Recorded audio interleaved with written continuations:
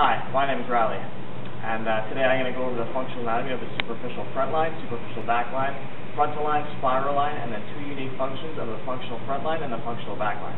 Okay, first, the superficial back line.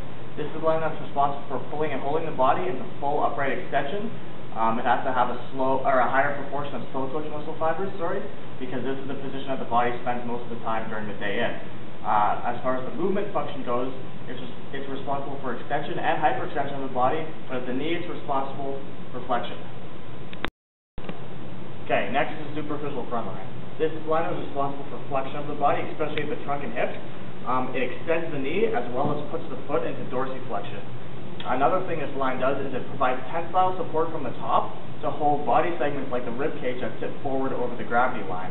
Another thing this line has is the muscles of the superficial front line protect the soft, squishy, vulnerable parts that are on the anterior surface of the body, and this line also has a much higher proportion of fast twitch fibers as opposed to the superficial back line, which the superficial front line balances. Alright, next up is the lateral line. This line functions to mediate forces between the superficial front line and the superficial back line. It also functions bilaterally to mediate forces between the left and right side, and really mediates forces between all the other superficial lines.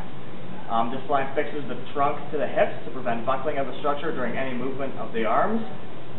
It does lateral flexion of the trunk, abduction of the hip, and eversion of the foot.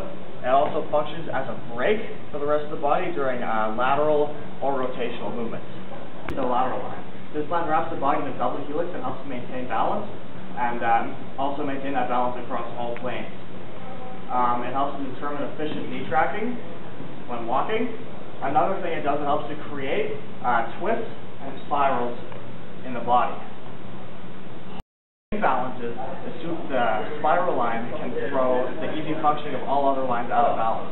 Another thing it does is during eccentric and isometric contractions, prevents the body from folding into rotational collapse. The functional front and back lines are next. These two lines are unique in that they're rarely used in modulating standing posture and rarely have an opportunity to fascically shorten and distort posture. Another thing that makes them unique is that they use large superficial muscle groups, and they're responsible for generating power and precision.